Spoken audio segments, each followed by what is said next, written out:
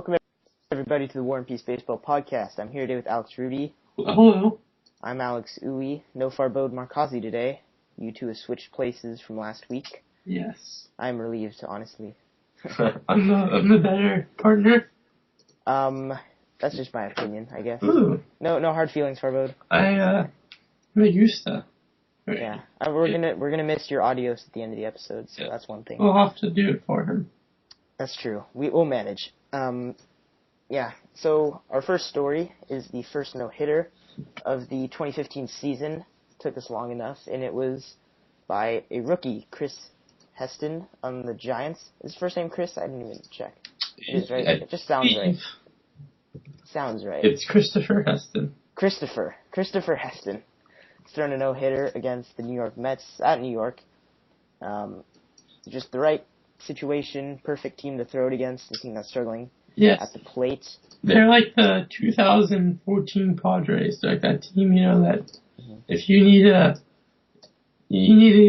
get your career start in there. They're one of the best teams to. Yeah, Tim Lincecum knows a thing or two about taking advantage of the Padres. Yes. Yeah. So Heston struck out 11 that game, hit 3 batters, did not walk a soul, and he struck out the side to end the game. Struck out the side looking, I might add, which is the first time that's ever happened. And also first time anybody's ever hit 3 batters in a game, in a no-hitter. Which is pretty amazing, considering his location was spot on the whole time, and you hit 3 batters, like, okay, there you go. And a lot of people are saying part of the reason is because, obviously that he was playing the Mets, and he had a pretty generous strike zone throughout the game, but that happens all the time anyway. If you can still locate enough and take advantage of those calls you're getting, then you deserve every out that you get. I mean, there's no cheap outs, really. That umpire is not enough to give you a no-hitter. Yeah, so what I want to talk about, because this was, first of all, Casey McGehee is actually still in the Giants. I thought they released him. McGehee? No, they didn't release him. They had him in AAA. Okay, so, but what I wanted to say about, what this no-hitter brought to my mind was the incredible farm system development that the Giants have achieved during this dynastic run with low draft picks, essentially. No top 10 draft picks, I believe. They've really developed their... you never had a superstar prospect since Bumgarner and Posey. Since those guys have come in, they haven't had any real true top prospects, yet their development of their in-house talent is Cardinal-esque. Tested proves that, Panic proves that, Belt proves that, Crawford proves that, Duffy proves that. I'm not sure if Petit and Machi are from in-house, or Casilla. I'm not sure how much their bullpen is, but I'm sure at least a couple of those are really effective guys right now. Well, I think they were international signings, so that's still... Okay, but still developed. Yeah, they weren't acquired in trades, I'm pretty sure. Yeah, Gregor Blanco is a solid bench guy. They developed Matt Cain. He hasn't really been himself the past couple of years. I think, Lincecum obviously, and I just think, like, from a general, first of all, they're insanely managed, like, incredibly managed. Insanely managed. Like, insanely well managed. That's such an oxymoron. Most importantly, insanely well. But yeah, it is a great oxymoron. But their front office is incredibly underrated because, excluding the Jake Peavy deal they made this offseason, which I think was just basically taking money, putting it in a trash can and lighting it on fire for no reason. They made great bargain signings with Hudson, Aoki. They traded pretty cheaply for Pagan and Pence. They're just a smart team, and I think they're, even in this odd year, they're proving why they've been such an impressive team the past 5 years, and how with 2 stars and all the right pieces surrounding them in baseball, it's more than enough to be a winning ball club. Mm-hmm. Yeah, I agree with most of that, except for the PV thing. I think at the time it did help. He was valuable for them in the postseason, so I'm not gonna bash the Giants for that. Re-sign him. This year, they didn't have this year he's done nothing really for That's them. the point. There's no reason to re-sign him. The acquisition was nice though. The acquisition of him was good, but yeah, he was yes. Yeah, that was all I had to say. He's not worth $24 million over 2 years. Right.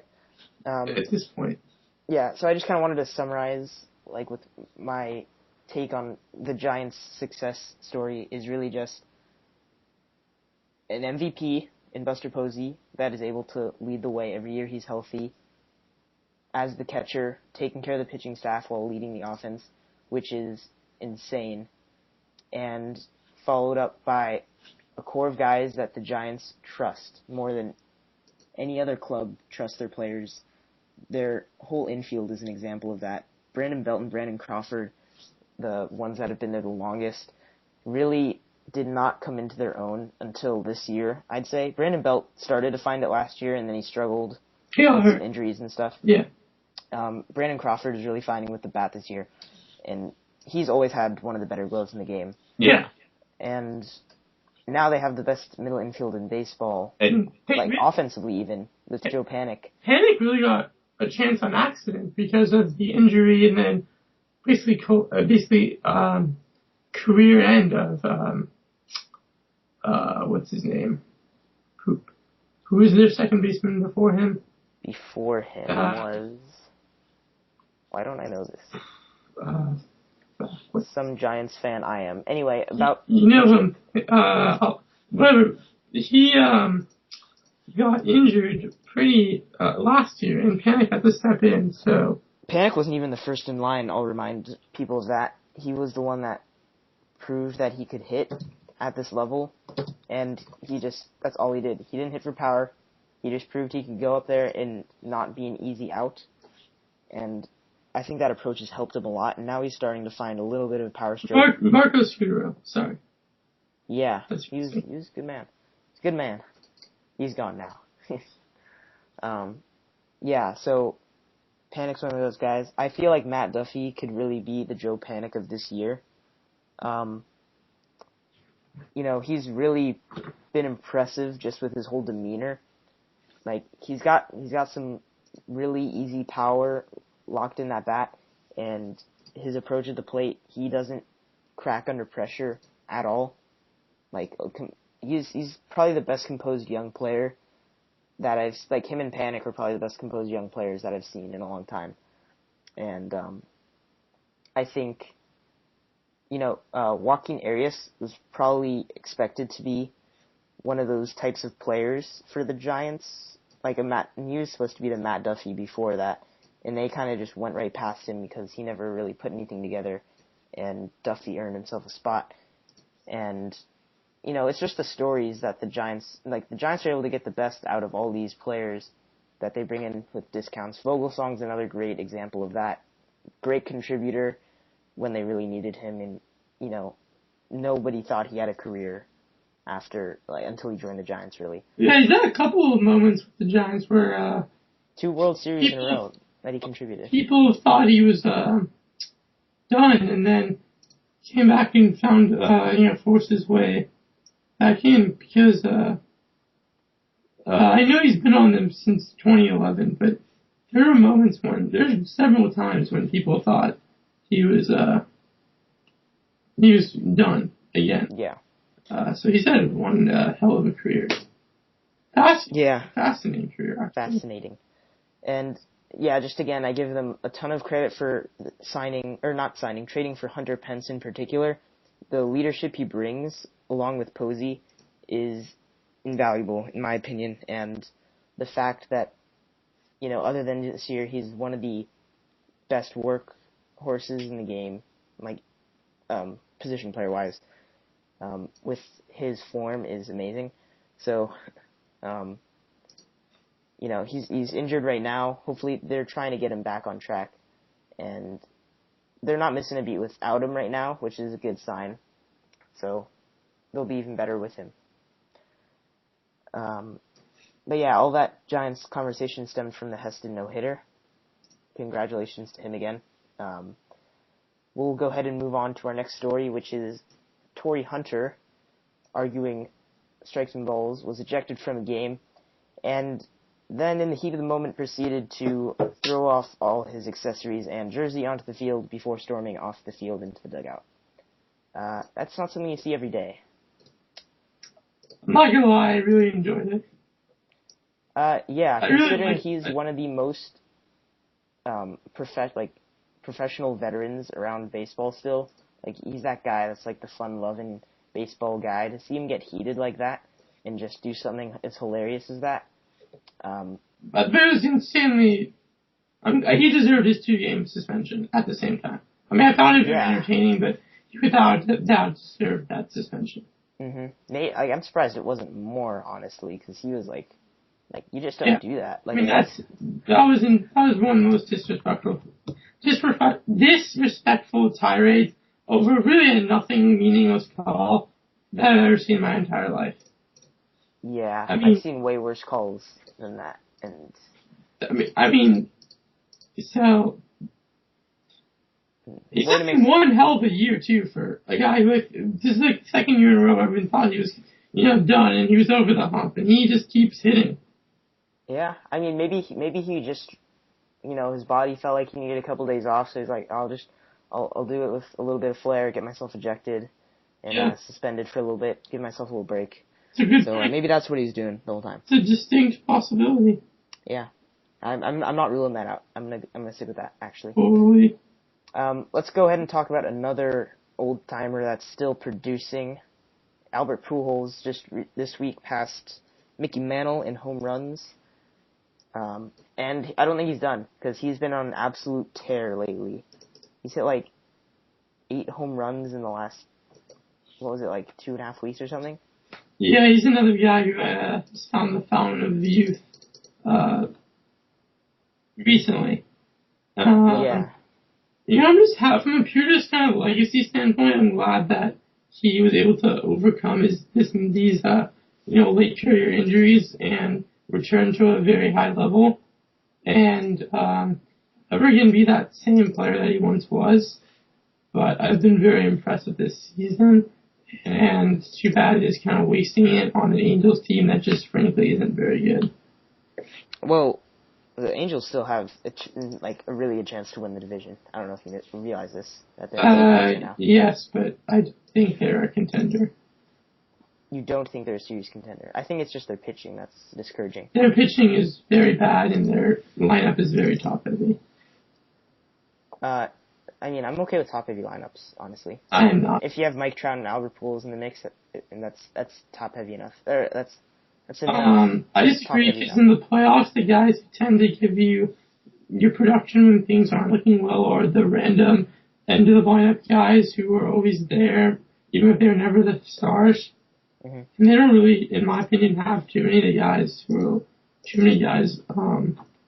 like that. I mean, don't get me wrong, CJ Cron, Matt Joyce, they might turn around and be contributors that they were expected to be to get some offense, but I just don't think they have a well enough rounded team. I think their supporting cast isn't very good.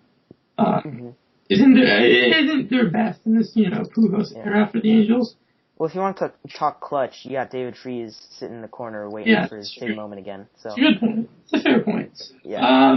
I mean, to be fair, their division is really really, really bad this year. Even if the Astros record, artificially boosts what we may perceive its talent level to be, they could easily win it. But what I'm trying to say is I don't see them as a championship contender this year. Yeah, I mean, it's hard to get past the pitching of both those teams. Yes. But, yeah. Anyway, the thing with Pujols is, I saw a breakdown of him last week while he was still on his tear, and the thing that helped him most is that he really simplified his approach. He doesn't have the same kind of power to every field approach that he had been using in his prime in St. Louis where he was able to hit any ball out to any field at any point in time. Yeah. He's really just said, you know what, if you throw a ball over the plate, out over the plate, anywhere, I'm going to pull it for a home run. Yeah. And he's like, if you throw me a breaking ball over the plate, I'm going to hit it for a home run. If you throw me a fastball, inside, out over the plate, I'm going to pull it for a home run. And it's helped him a lot. It's just simplified his swing. So what does he do? He's just got that one stroke. What does he do when people don't pitch to what he's looking for? He walks. Or strikes out. He'll still strike out. I'm about to say, because I'm pretty sure plenty major league pitchers can hit the outside half of the plate. You do what you did. He's doing what he did in the old days, is just walk whenever pitchers didn't feel like throwing him. And, back in his prime, I remember seeing breakdowns of his strike zone. Inside was, the only part where you had, a decent chance in the zone to get him out. But even then, he could turn on a fastball, with the best of them.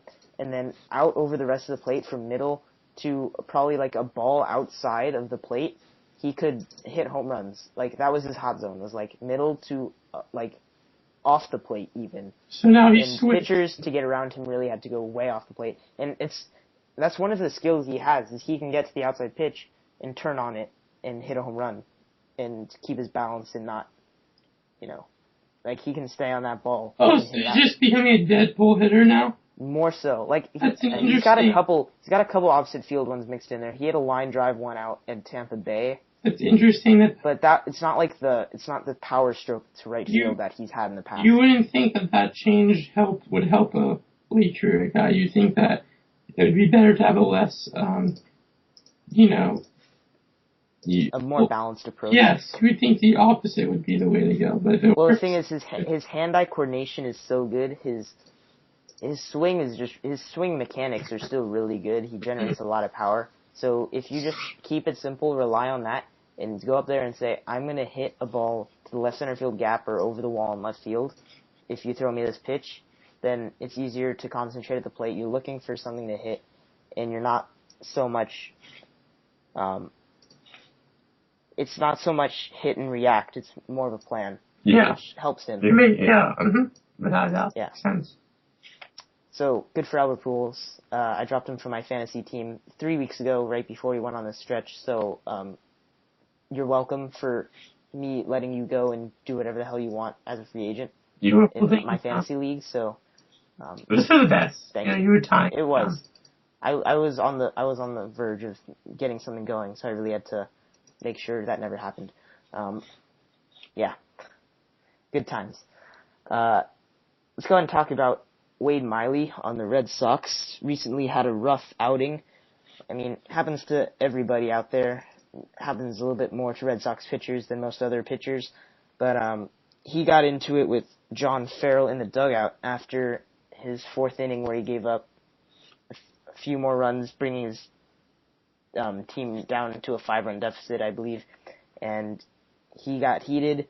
He was yelling in the face of John Farrell, the manager, about him warming up pitchers in the fourth inning when he was in a jam, which is something that every single manager in the game does. It's what they're expected to do. There's absolutely nothing wrong with what John Farrell did. Wade Miley just kind of lost his shit and went off on him. And then there was a lot of talk about it afterwards on about what exactly happened, and what I described pretty much was exactly what happened. They kind of claim that the relation is still okay, they don't hate each other or anything like that, but it's not gonna go without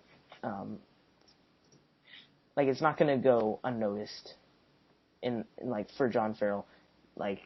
He's not just gonna let this one go, because you don't just do that to your manager.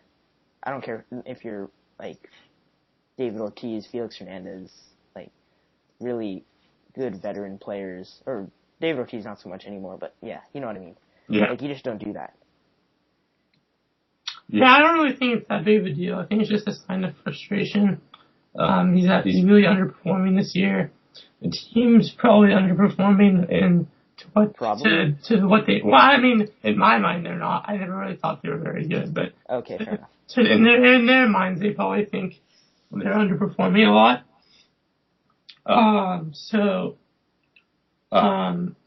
Yeah, I mean, this is what happens. When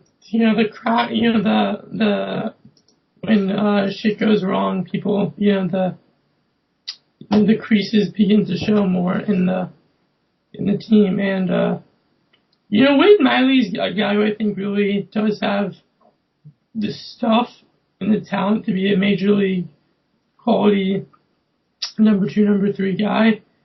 And, the past, past really 2 years, he hasn't had quite the success that he once did his first couple of seasons.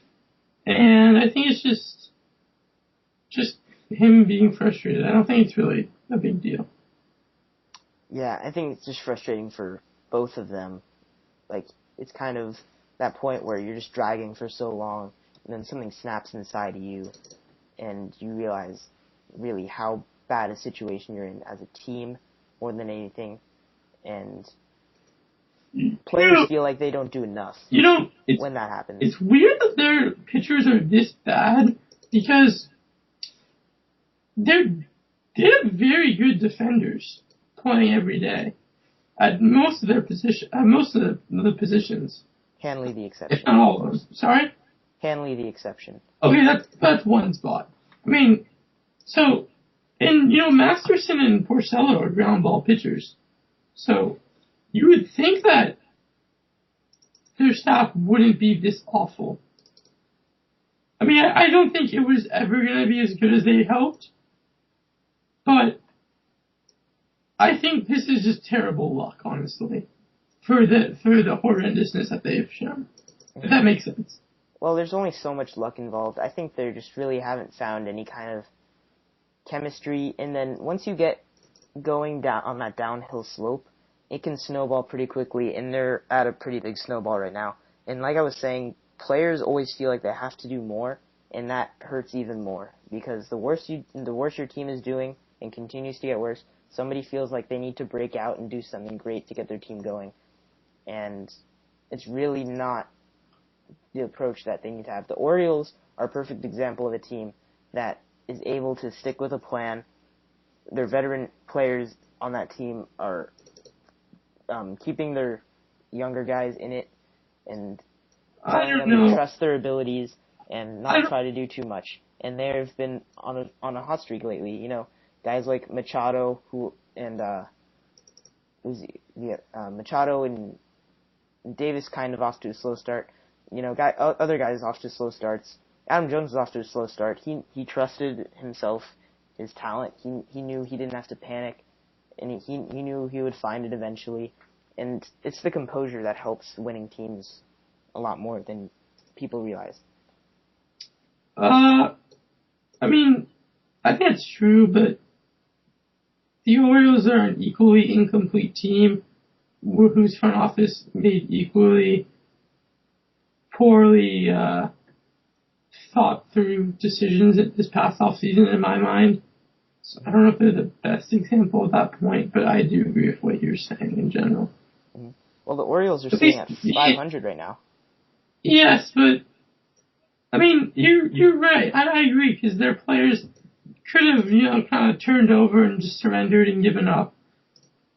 But at the same time, they're also a team whose ownership has prevented them from reaching championship potential. From blossoming. So, I think it's tough to really grasp what they really have as a team, because they just feel incomplete to me. Does that make any sense?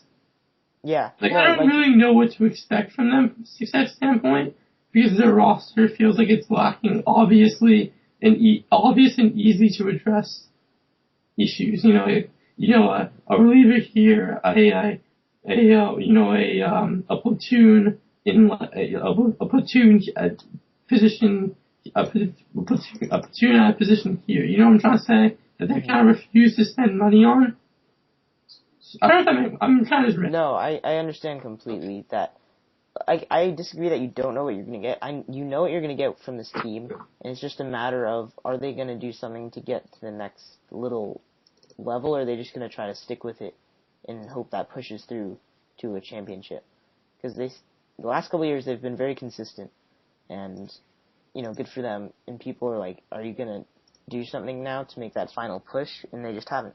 In my eyes, since we've been talking about the Giants so much, they are pretty much a Giants team minus Madison Bumgarner. Right. They have Posey. No, I consider Adam Jones their Buster Posey figure. Okay, that's fair. Their leader, their That's fair. consistent offensive producer. Yeah. They just don't have the pitcher to lead the way. They have a very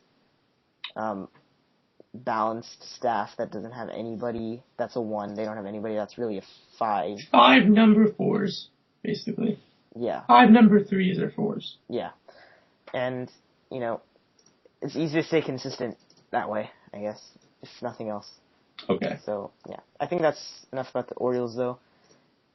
We started talking about the Red Sox and then transformed it into an Orioles conversation. So I think, enough. you want to talk about the Padres-Braves scuffle? I don't think I saw that, so maybe you can... Yeah, maybe I should talk about it what again. Happened? So I believe it started in the first game of the series. Andrelton Simmons had a slide into home plate where he beat the slide and kind of roughed up the catcher unnecessarily there on that slide. Like they didn't like that. Or just incidentally. He kind of slid. The guy wasn't blocking the plate, but he kind of brushed into him on the side pretty hard and aggressively, even though he beat the throw by quite a bit. Mm-hmm. And they plunked Justin Upton of the Padres, and that seemed like it would be it. There's some staring and stuff going on, but that seemed like what had happened. The next day game, Matt Kemp gets hit by Tehran in the first at-bat on a 1-2 pitch. I seriously doubt it was an intentional situation, but the pitch certainly looked intentional. Hit him in the shoulder as he turned into it. Oh, that's interesting. Fastball in the shoulder. Kemp, clearly frustrated, throws his bat at the ground. Umpire, he's talking to the umpire, trying to keep him separated, and bench is clear as they normally do. The umpire actually ended up taking down Matt Kemp. Matt Kemp started towards Tehran, and the umpire tried to stop him and kind of slipped and pushed over Matt Kemp, so they kind of went down. That was about as eventful as it got. The bench is cleared though. And did Kemp realize that he was getting tackled by the umpire? I think most people realize when they're being tackled by anybody, but no, but I'm saying he didn't think someone's rushing him and respond angrily. What do you mean? You know what I'm trying to say? You're not going to punch an umpire in the face. I mean, I'm saying he knew that was happening. Okay. The umpire was clearly trying to stop him. Okay. Okay. I don't know what you're asking. Did he think the umpire was trying to beat up Matt Kemp? I don't think. I'm saying, did he think the umpire was the catcher trying to stop him from... I think it's easier to recognize the difference between the catch... I'm just saying. I mean, I thought he was looking at the pitcher, so... There's a lot of holes in your plan. I mean, the umpire and catcher are obviously going to be standing between the pitcher and the batter. That's pretty much the standard formation for any fights that are about to break out. So... Okay. Yeah. One thing I've always kind of wondered is that, is the idea that getting hit by a pitch is so insulting, is it because of the injury risk? Is that... yeah, it's at the big league level, there's a lot more, there's injury risk, and obviously they're throwing a lot harder. It's not a pleasant experience to be hit by a 97-mile-an-hour fastball. I know, but I don't think I've ever seen someone get hurt from an intentional pitch. It can happen, because people can do it wrong, and mistakes can be made. And it's one thing if people do it right and plunk you right in, the side of your abdomen or in the leg or whatever. I just think that... stay away from the knees and the elbows. But, pitchers aren't perfect. Baseball players are big drama queens. When it comes to getting hit by pitches, they certainly are. You look at college players that are dying to be hit by any pitch that's anywhere near them, and then you go from this huge transformation to major league players that will jump out of the way of anything to avoid getting hit. Even if it's a curveball inside, they will back out of the way of it. They don't want any of it. Yeah. They don't want the free base. So, I don't know. That's just a weird they want the money. Tradition among major league players. Don't get hit by the ball, or I don't know, or else die. Or else you die. That should be. That could be a movie. It could be movie. I don't think it would be a very good movie. I think it'd be better than Spy. Okay. Yeah, the new movie. Which one? The new movie with Spy. Oh yeah, I did see the trailer for that. That looks pretty bad. It got like an 80 in Rotten Tomatoes somehow. That's very impressive, actually. It doesn't make any sense. Do you want to do a movie podcast after this? Yeah, sure. Sure, down. Melissa McCarthy and Jude Law. Yeah, I have seen commercials for that. I have no idea what it's Jason about, Statham. I'm guessing it's about a spy. Mostly. Anyway. Or an Eeps.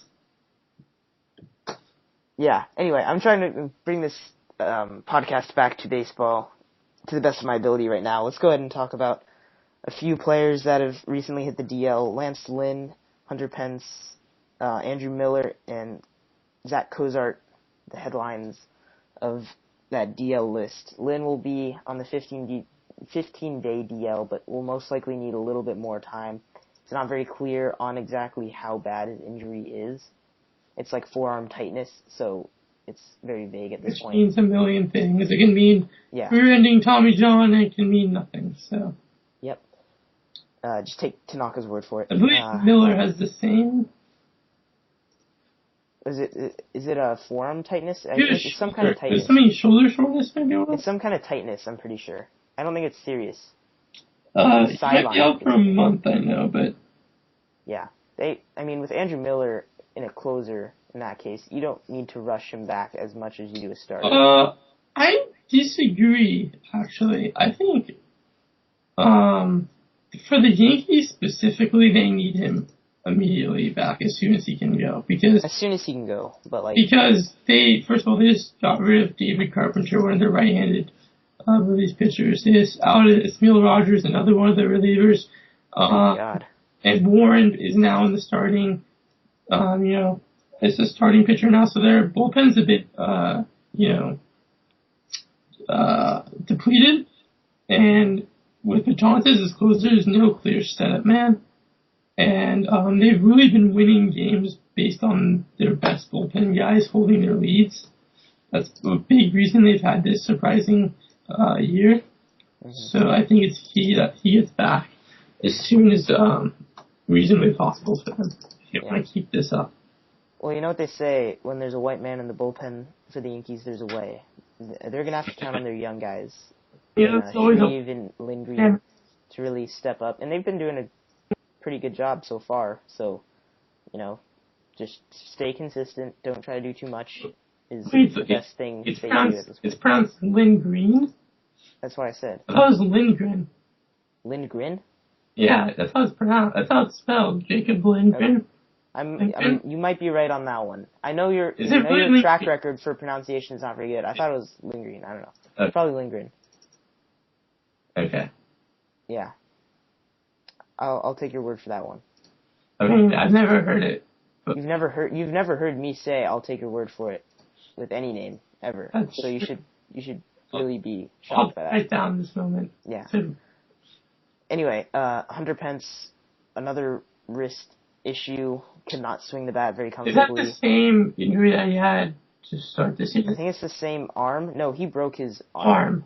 Now it's like a wrist, tight, like something wrong with his wrist where it hurts when he swings the bat. I think it's just probably like overcompensation from his broken bone, and his rehab and all that probably didn't go as smooth. They probably rushed a little bit. Hopefully they can get him back on track soon enough.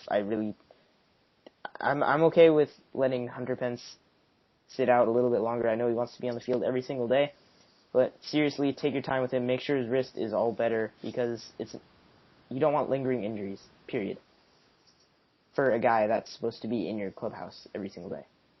So give him all the time he needs, please. And Zach Cozart of the Reds is going to miss the rest of the season. Had a knee injury the other day. It was a pretty ugly injury, actually. Did you see it? He was running to first base. I did not. Yeah, he stepped on first base, his foot slipped right off and hit sideways on the dirt behind first base, and then it and then his whole like leg twisted on the next step, and Ooh. like not twisted, like it bent really badly because he couldn't do like his foot slipped entirely, so his knee bent really weird and he tumbled over. Yeah, not a fun time for Zach Cozart, I'm pretty sure. Not a fun time for the Reds either, who now have to scramble to find an everyday shortstop. You know, there's always guys that you can play there, but Zach Cozart was actually having a pretty decent season by his standards. The first time in his life. I mean, he'd been a pretty decent hitter, like for power anyway, the last few years. You know, defensively he's okay. He's not an amazing player, but he's an everyday shortstop at this point for the Reds, and now they don't have him. And they do not. Losing an everyday player is never fun. It tends to not be fun. Yeah. Speaking of shortstops, the 2015 MLB draft happened this week. It's always an exciting time for major league teams, and not really exciting for the fans because nobody really cares after the first round. But nonetheless, the first 3 picks of the draft were all shortstops, and they're all very good shortstops, and it kind of reminds us how few good shortstops there are in the game right now. Yeah, so I was looking at the top WAR for the. Did you say WAR? Yeah. Okay. You're getting a little bit fuzzy there with your mic, so. Sorry.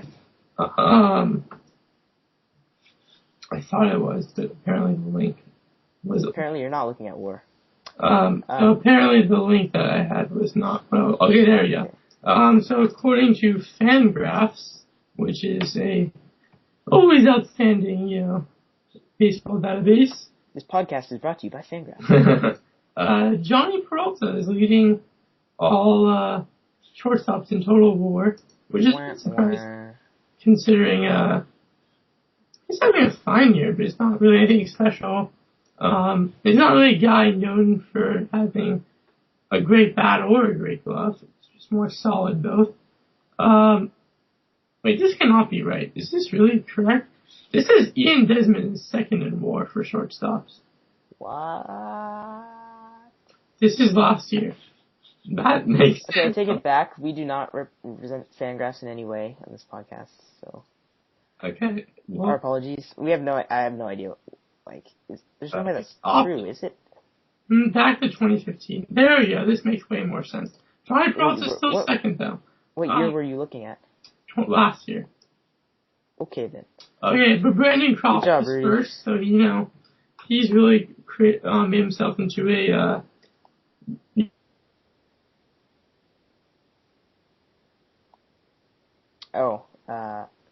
you seem to have dropped out a little bit. Batting average balls in play is 327, which is... Sorry, we kind of missed all that. Sorry, we already talked. Are we good now? Yeah, we're good now. Brandon Crawford, we talked about already, is leading. Yeah. He's leading the league in WAR for shortstops. His batting average balls in play, which, kind of shows how lucky you're getting, is actually higher than his average. It's 327, and his average is only 287, which means, if anything, he's getting unlucky. So, he's hitting very well. That's awesome. Johnny Peralta's second as well. He was first last year. Denny Echeverria is second. He's batting 310. That will not last, I can promise you. Knowing him and his hitting ability, I'd really be shocked. His WAR is second? His WAR is third. But I have Andrelton Simmons third. I'm on Fangraphs. I'm on ESPN. They probably have a slightly varied WAR. Those are slightly different. Simmons is 7 on this. What? Does that WAR stat not value defense at all? Like, what is going on? They do it weirdly because according to them, he's a negative 2. I don't know how they do it. Okay, clearly there's some issues with Fangraphs.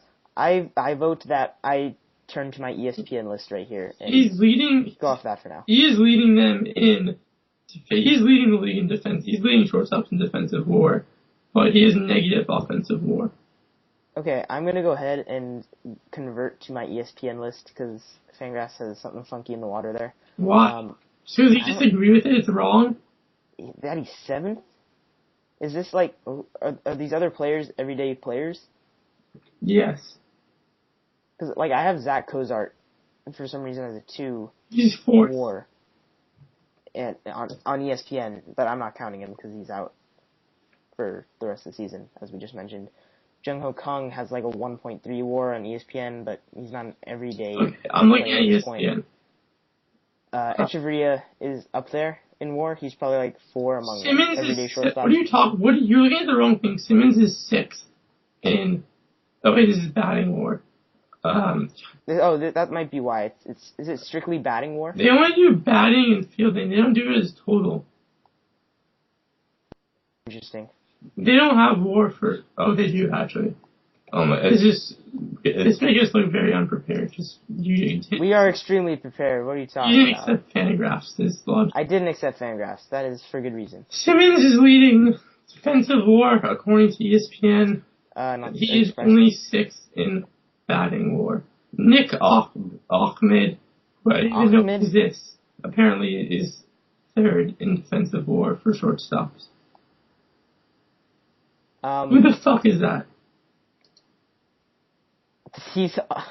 Where you got the? I got a question about where you got the k sound Ahmed.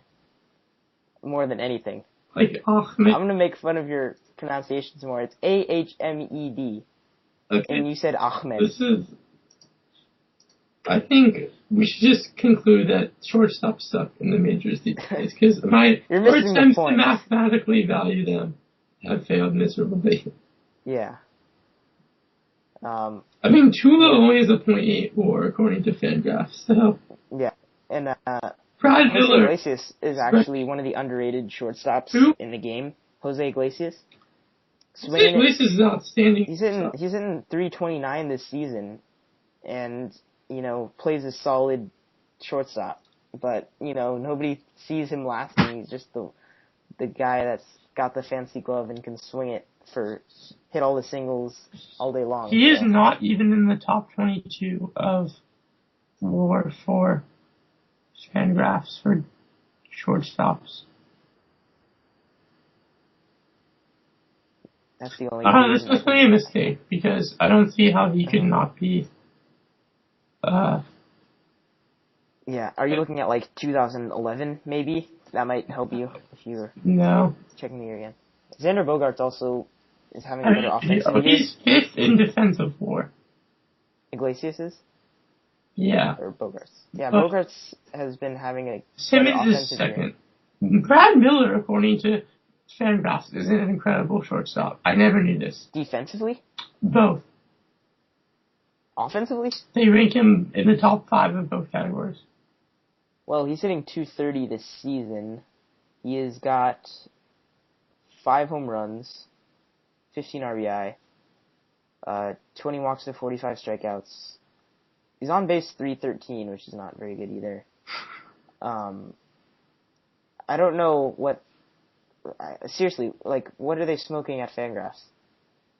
Like, his defense must be insane. Like, he's high. He's number 7 on this list for offense. Is that good? I must be. I don't know. So, I don't know. I just don't know. He's 5th. Oh, no. Okay. I don't understand how they do it.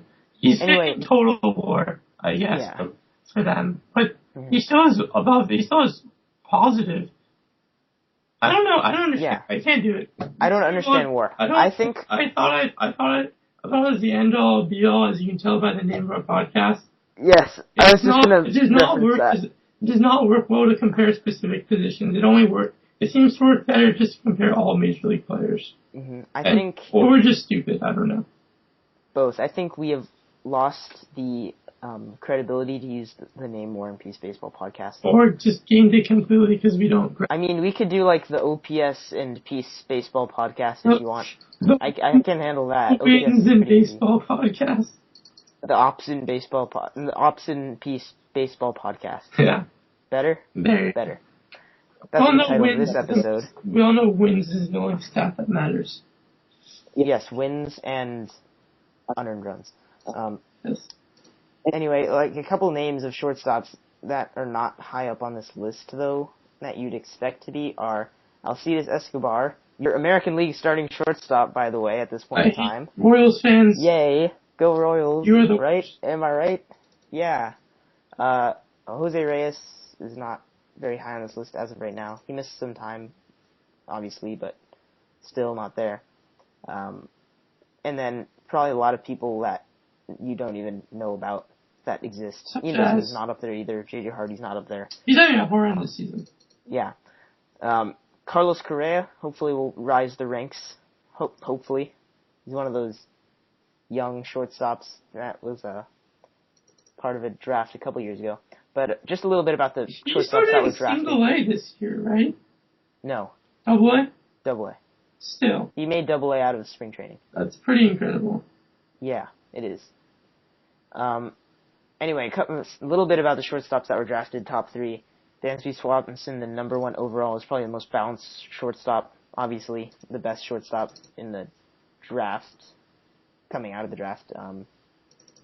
At Vanderbilt, very solid for power, most athletic, good defense, just all around great. Who took him? That was the Arizona Diamondbacks. That's what I thought.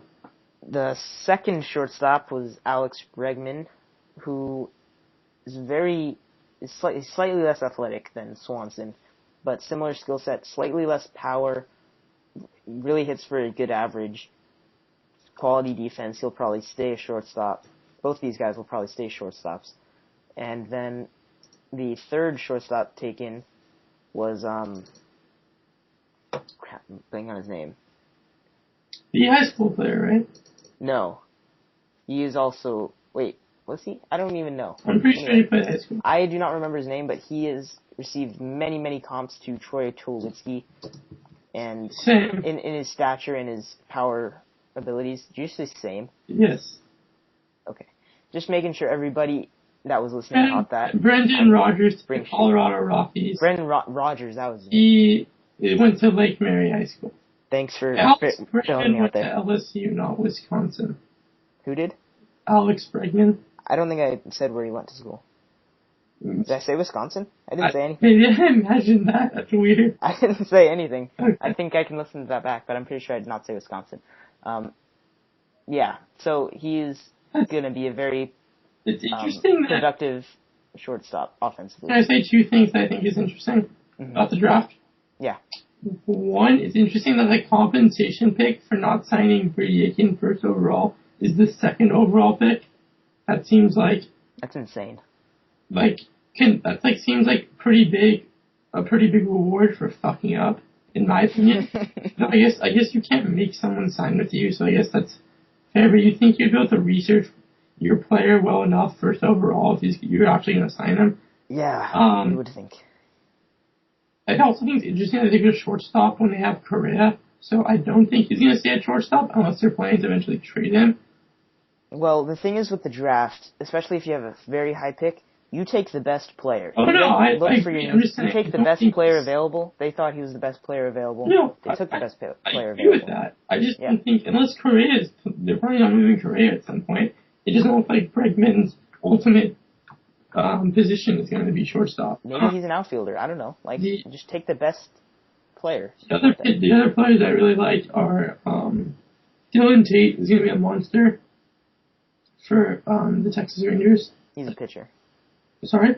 He's a pitcher. Yeah, I'm saying the other players I like. Yeah, you didn't mention he was a pitcher. Sorry. I think he's going to be a beast. I think Carson Fulmer is very good at Vanderbilt. Yeah, can't go wrong.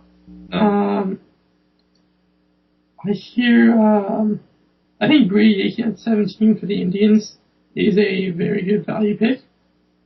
I think that's a very smart way to go. And apparently, Walker Buehler for the Dodgers was a steal all the way down to 24. Also a Vanderbilt pitcher. Yeah, Vanderbilt was stacked this year.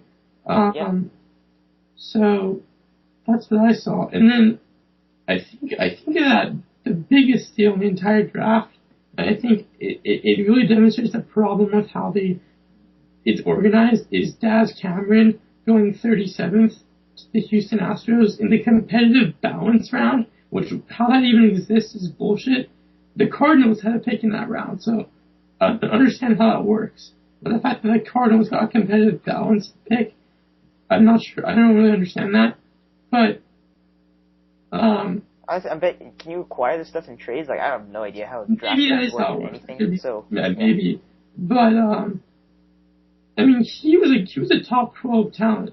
And just because he was demanding so much money, and you only have a certain amount of money that you can, sign all the selections, to based on where your picks are set, and the Astros, haven't signed him yet, and they did fail to sign, I think, 3 of their top 5 picks last year because they attempted to, balance that, set amount of money and sneakily underpay 3 guys.